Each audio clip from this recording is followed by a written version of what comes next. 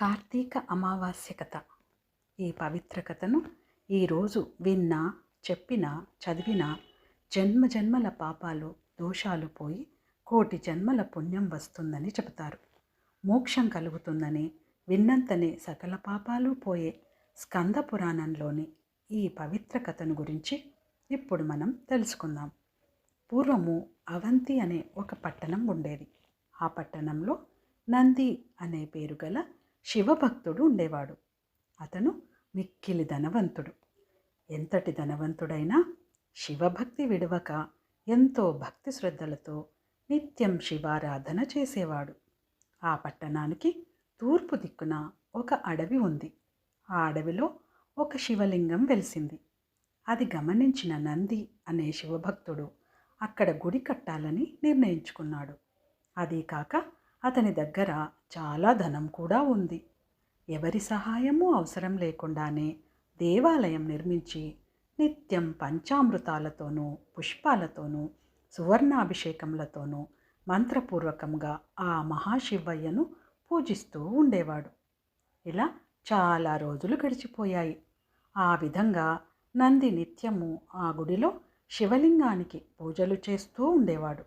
ఇలా ఉండగా ఒకరోజు ఆ పట్టణానికి దగ్గరలో ఒక గ్రామంలో నివాసించే కిరాతకుడు అనే వేటగాడు తన కులవృత్తి ప్రకారం పక్షి వేటకై బయలుదేరి ఆ అడవిలోకి ప్రవేశించాడు.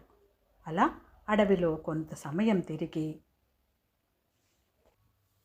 వేట ముగించుకొని అలసిపోయి ఇంటికి వెళ్ళే మార్గంలో అడవిలో ఉన్న శివాలయాన్ని చూశాడు.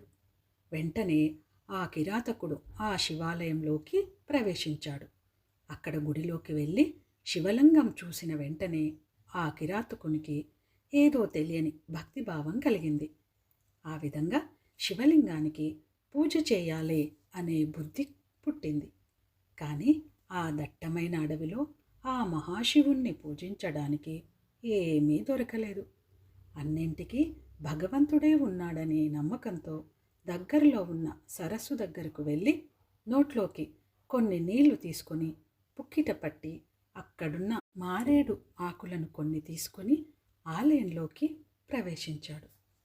ఇంతకు పూర్వమే ఉదయం నంది అనే శివభక్తుడు శివలింగానికి పూజ చేసి ఉన్నందున ఆ శివలింగంపై రత్నములు పుష్పాలు ఉన్నాయి. వాటిని కిరాతకుడు తీసి పారవేసి తన నోట్లో పుక్కిట పట్టి ఉన్న నీటిని అభిషేకానికి వినియోగించి తాను తీసుకువచ్చిన మారేడాకులతో శివలింగాన్ని పూజించి తాను వేటాడిన పక్షి మాంసాన్ని ఆ శివయ్యకు నివేదించి ఎంతో భక్తితో ఆ శివలింగాన్ని ఆలింగనం చేసుకొని ప్రదక్షిణలు చేసి నమస్కరించి కొంతసేపు ధ్యానించి ఆ తర్వాత తన నివాసానికి వెళ్ళిపోయాడు. ఆ తర్వాత రోజు ఎప్పటిలాగే నంది అనే శివభక్తుడు శివలింగానికి పూజ చేయటానికి ఆ అడవిలో గుడి దగ్గరకు వచ్చాడు. పూజ చేయటానికి అతని వెంట ఒక బ్రాహ్మణుడిని కూడా తీసుకువచ్చాడు. వారిద్దరూ గుడిలోకి ప్రవేశించి చూడగా అంతా అపరిశుభ్రంగా ఉంది. ఇలా అపరిశుభ్రంగా ఎవరు చేశారు అని నంది బాధపడి ఆ స్థలాన్నంతా శుద్ధి చేయించాడు. తర్వాత యథావిధిగా తన పూజ ముగించుకొని తన గృహానికి వెళ్ళాడు. ఆయన వెళ్ళిన కొంతసేపటికి మళ్ళీ కిరాతకుడు ఆలయంలోకి వచ్చి తాను ఇదివరకు పూజించినట్లే పూజించి తన గృహానికి వెళ్ళాడు.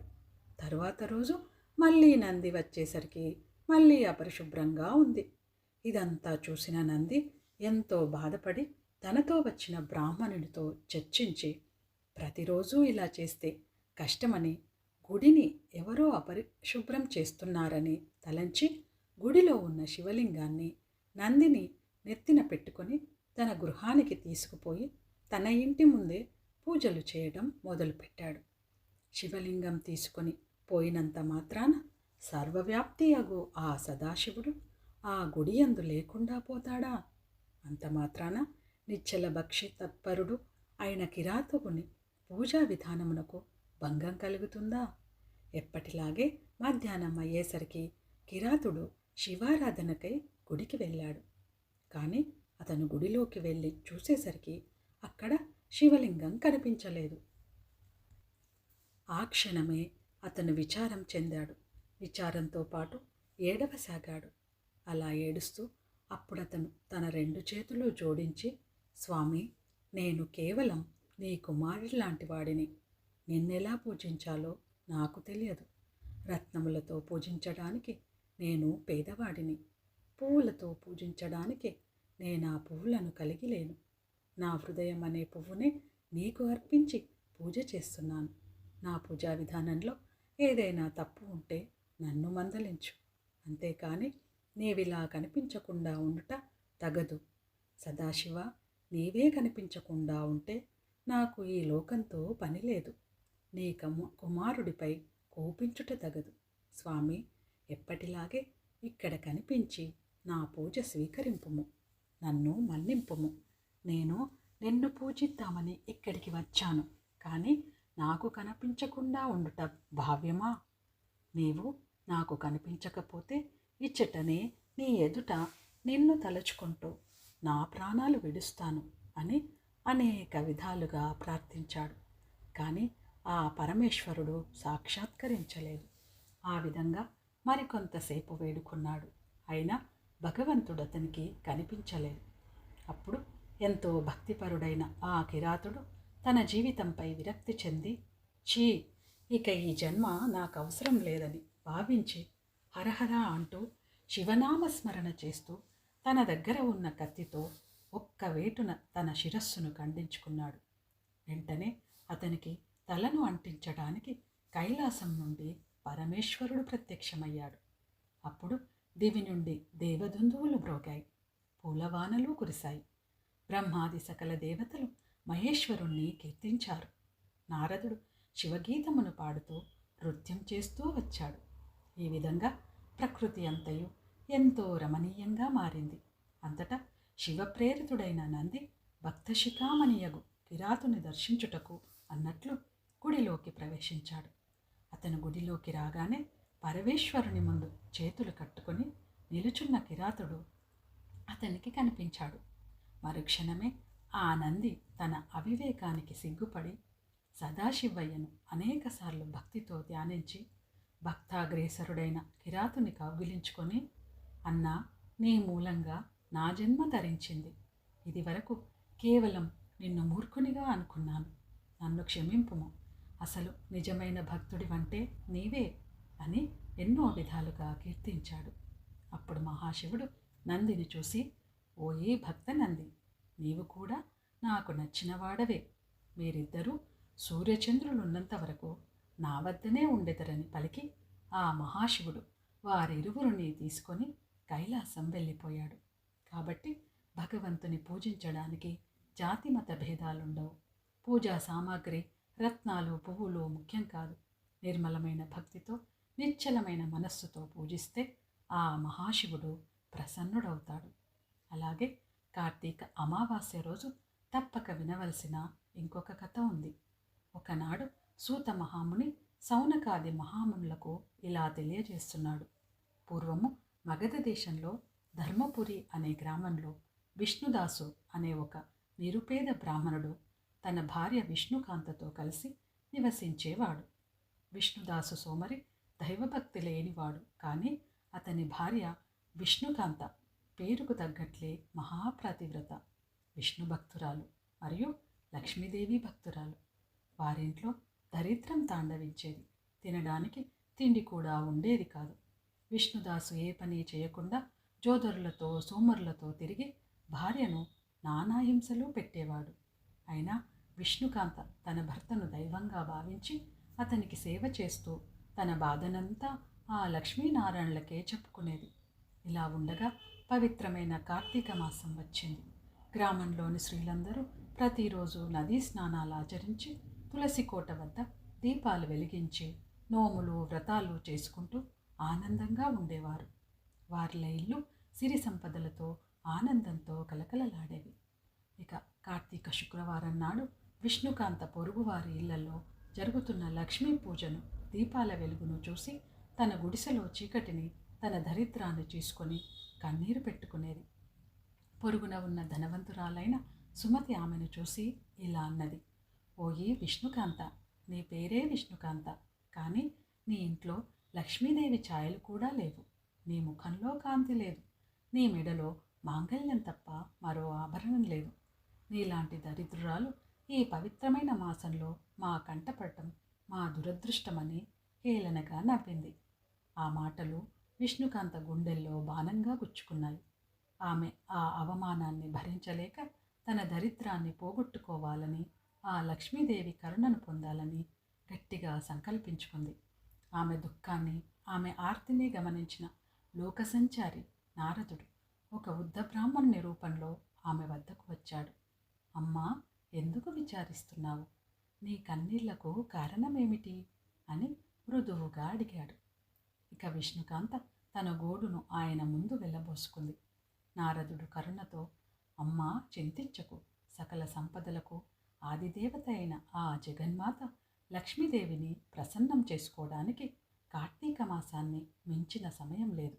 అందులోనూ ఆమెకు అత్యంత ప్రీతిప్రాతమైన శుక్రవారం నాడు చేసే పూజ అత్యంత ఫలితాన్నిస్తుంది.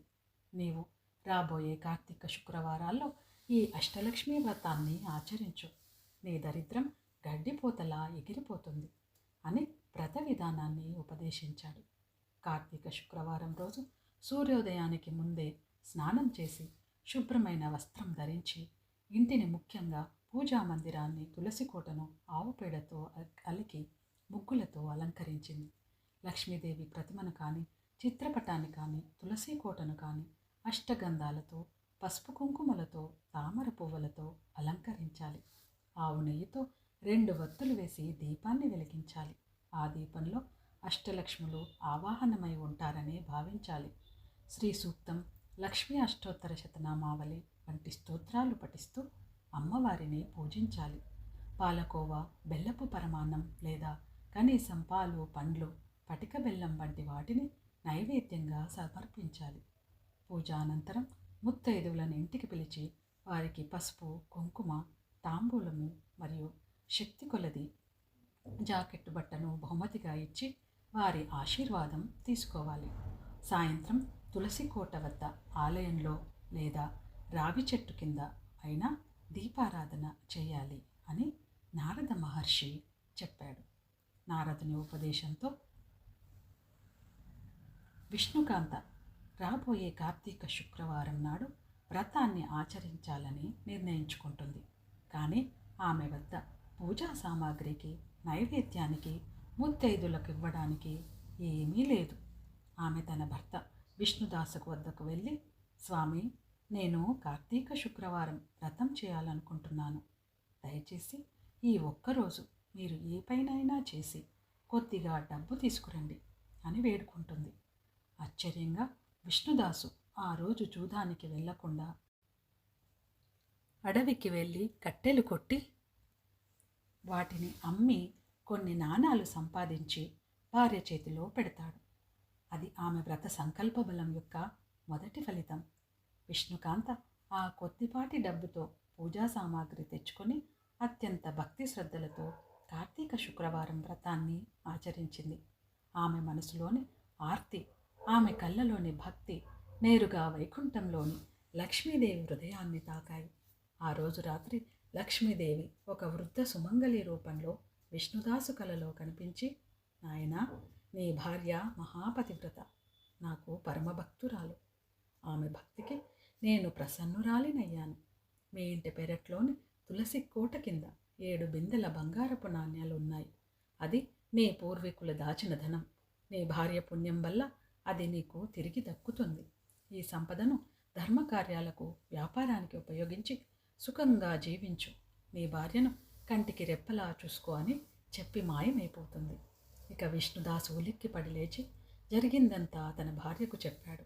ఇద్దరూ కలిసి పెరట్లోని తులసి కోట కింద తవ్వి చూడగా వారికి నిజంగానే 7 బిందెల బంగారు నాణాలు లభించాయి. ఇక వారి ఆనందానికి అవధులు లేవు. ఆ రోజు నుండి వారి జీవితం పూర్తిగా మారిపోయింది. విష్ణుదాసు తన దుర్వ్యసనాలను పూర్తిగా మానేసి ఆ ధనంతో ఒక పెద్ద వ్యాపారాన్ని ప్రారంభించి నీతి నిజాయితీతో అతి తక్కువ కాలంలో ఆ నగరంలోనే అత్యంత ధనవంతుడయ్యాడు. విష్ణుకాంత ఎంతటి ఐశ్వర్యం వచ్చినా గర్వపడలేదు. ఆమె ప్రతి కార్తీక శుక్రవారం మరింత వైభవంగా వందలాది ముత్తైదువులను పిలిచి అన్నదానం, వస్త్రదానం చేస్తూ లక్ష్మీదేవి వ్రతాన్ని కొనసాగించింది. ఒకప్పుడు ఆమెను చూసి హేళనగా చేసిన సుమతి కూడా ఇప్పుడు ఆమె పాదాలకు నమస్కరించి ఆమె ఆశీర్వాదం తీసుకునే స్థాయికి వచ్చింది. ఈ కథ కార్తీక మాస మహిమను, లక్ష్మీదేవి యొక్క కరుణను తెలియజేస్తుంది. ఈరోజు స్త్రీలు తమ సౌభాగ్యం కోసం, తమ కుటుంబం యొక్క ఐశ్వర్యం కోసం చేసే పూజకు అనంతమైన శక్తి ఉంటుంది. భర్త దుర్మార్గుడైన భార్య యొక్క పాతివ్రత్యం, ఆమె భక్తి అతన్ని కూడా మార్చి వారి కుటుంబాన్ని ఉద్ధరించగలదని ఈ కథ నిరూపించింది.